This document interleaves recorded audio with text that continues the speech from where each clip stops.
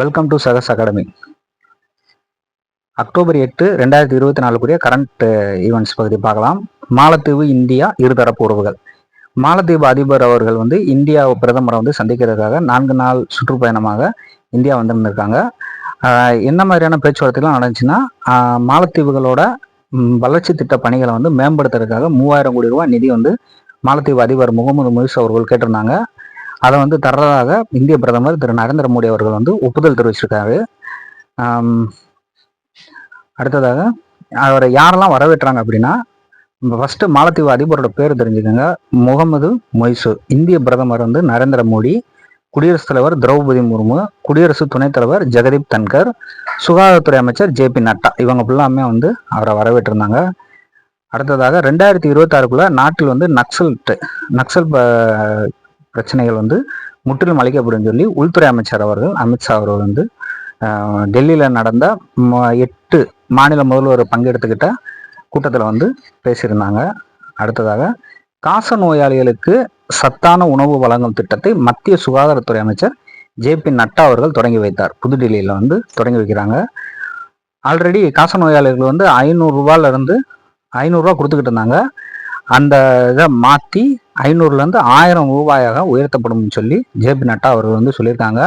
குறிப்பிட்ட அளவு தொகை இந்த காச நோயாளிகளை அவங்களோட வாழ்க்கையை மேம்படுத்துறதுக்காக ஒரு நிதி ஒதுக்கியிருக்காங்கன்னு சொல்லி அறிவிச்சிருந்தாங்க. அடுத்தது 2024 ஆண்டிற்கான மருத்துவத்துறை நோபல் பரிசு. இது யாருக்கு கொடுத்துருக்காங்கன்னா, 2 பேர் இதை பிரிச்சுக்கிறாங்க. இந்த நோபல் பரிசு, ஒரு நோபல் பரிசை 2 பேரை பிரிச்சுக்கிறாங்க, பகிர்ந்து கொடுத்துருக்காங்க. விக்டர் அம்புரோஸ் அப்படின்ற ஒருத்தருக்கும் கேரி ருக்கோன் அப்படின்றவருக்கும் கொடுத்துருக்காங்க. இவங்க 2 பேருக்கு எதுக்காக கொடுத்தாங்கன்னா, மைக்ரோ ஆர்என்ஏ கண்டுபிடிப்பு மற்றும் அதற்கு பிந்தைய படியெடுத்தல் மரபணு ஒழுங்குமுறையில் அதன் பங்கு குறித்து ஆராய்ச்சிக்காக $1.1 மில்லியன் பரிசா கிடைக்கும் இந்த இதுக்கு. அடுத்தது உயிரினங்கள் எவ்வாறு உருவாகி எவ்வாறு செயல்படணும் என்பதை உறுதிப்படுத்தியிருக்காங்கன்ற அந்த இதுக்காக ஆராய்ச்சிக்காக தான் இந்த இதை கொடுத்துருக்காங்க. இயற்பியல் பரிசு இன்னைக்கும், வேதியியல் பரிசு நாளையும் அறிவிக்கும் சொல்லி கமிட்டி சொல்லியிருக்காங்க. அடுத்ததாக இஸ்ரேல் மற்றும்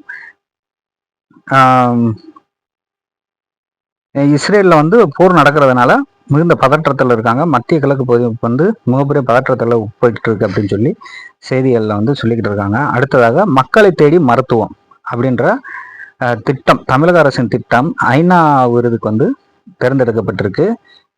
இது ரொம்ப இம்பார்ட்டண்ட்டான ஒரு நியூஸு. தமிழ்நாடு ஸ்கீம் ஐநா விருதுக்கு தகுதி பெறக்கூடியதுன்றதுனால இது டிஎன்பிசி தேர்வுகள் கேட்கறதுக்கு அதிகப்படியான வாய்ப்பு இருக்கு. இது தொடங்கப்பட்ட நாள் ஆகஸ்ட் 5, வருடம் 2021 தான் தொடங்கப்பட்டது.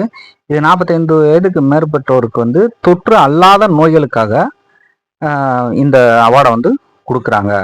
இது அவார்டோட பேரு யுனைடெட் நேஷன் இன்ட்ராஜென்சி டாஸ்க் அப்படின்னு சொல்லுவாங்க. அவ்வளோதான் ஃப்ரெண்ட்ஸ், இன்னைக்கு கரண்ட் அஃபேர்ஸ் பதிவு. இன்னைக்கு ஈவினிங் ஒரு வீடியோ பதிவில் இன்னைக்கு நடந்த ஃபுல் கரண்ட் அஃபேர்ஸும் நம்ம பார்க்கலாம்.